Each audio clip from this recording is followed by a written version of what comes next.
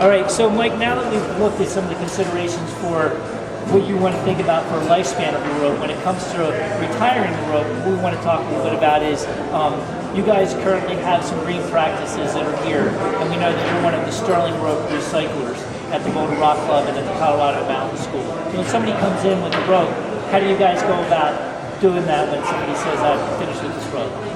Well, it starts a little before that. We try and educate people that we are a recycling center, so we have signage and word of mouth saying, hey, if you have a rope that needs to be retired, if someone is in the gym saying, this rope, I'm not really sure about it, and it's their personal rope, we'll let them know that we're a recycling center.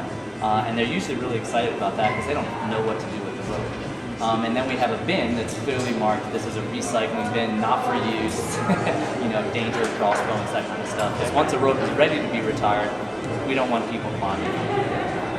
Great. So Green Guru and Ecologic Designs works in partnership with the Boulder Rock Club to draw those ropes in and ensure that they're not being used again. What are some other ways in which you've seen people use those ropes and you get them to any of your other partners that you've found in the community? Right. There's a couple different ones, and the most sort of one I wasn't expecting was farmers and horse people really enjoy reusing the ropes. So it's a way of, they'll come in, they'll ask for a use rope, and they use it on their farm for different purposes. Since I haven't been there, I don't know exactly what those are, but it seems like a great way to extend the life of that product. Excellent. And one of the other things too is that I know that sometimes I've understood that school groups will go ahead and maybe need to use the ropes for jump ropes or for some other purposes, for marking out territories, and physical education or gym teachers can use them. So that's another, it seems like a full service kind of educational piece for anybody that might come in to the Boulder Rock Club or up to Colorado Mountain School in Estes, and you guys can let people in the community know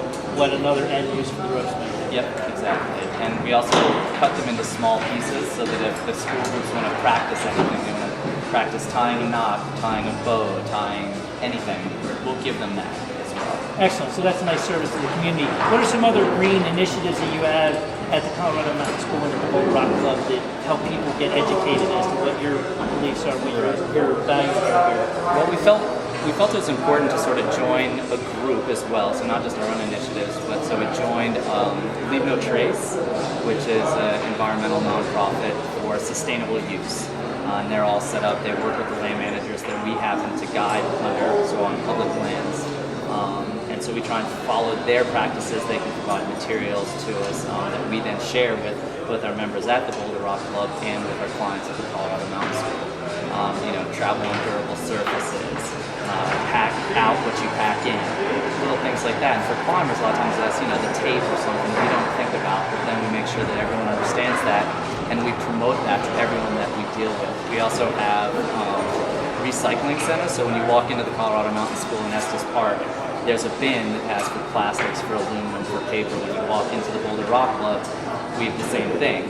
So our members use it, and then we, working here, also have that. So we have, the recycling for the paper, the aluminum, the plastics. Excellent. So you're good stewards locally within the community, but also when you go out into the backcountry, you're doing an educational piece to let people know that they want to continue to enjoy the wilderness, and they're not going out just to climb, but also to be able to appreciate the natural surroundings and to keep it as clean as they can possibly be. Yeah. Well, we figure it's easier to lead by example, and then to be good stewards of the land than tell someone what they should do, but we may not necessarily do.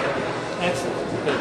Thanks for all the information, and we just want to thank Mike for coming out and working with us today, and we appreciate all the initiatives that you guys have put forth to work with Ecologic Designs to recycle the ropes and ensure that they're staying out of the landfill and that they're not being used for any purposes outside of their useful lifespan. Right. Thank you so much. Appreciate it. All right.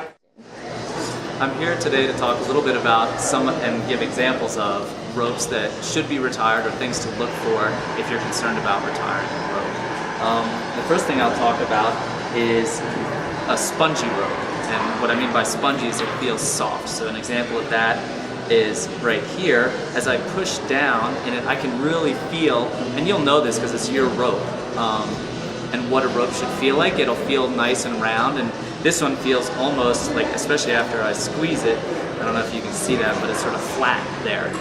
I shouldn't be able to do that, and it shouldn't stay there. So that's one example. Another example is dirt on the rope, so that, if I get a rope that's really dirty and really used and it's been rubbing over stuff a lot, you can look for a difference in coloration. So this obviously looks pretty good in a rope, and then this is a little dirty. And what you can see now, instead of spongy, as I squeeze this, doesn't deform, doesn't stay. So that's an example of something that's not spongy, but it is dirty, so over time, and I may want to look more carefully at this, and it has a higher likelihood of getting worn out. So the opposite of spongy would be a stiff rope.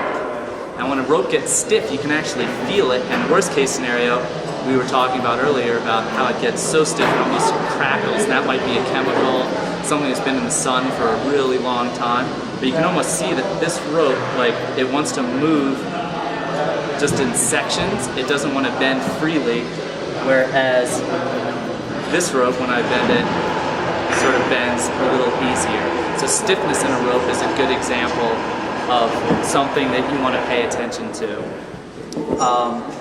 Over here, we have a much easier example of a rope that should be retired, and that you can see it's just frayed. And eventually what happens is, this is just, so the core might be good, but the sheath is all frayed, and eventually what might happen is you get a core shot, and an easy way to look for the core shot is you can see inside the core is white, so if it's blue, blue, blue, and then you see white poking out, that would be a core shot.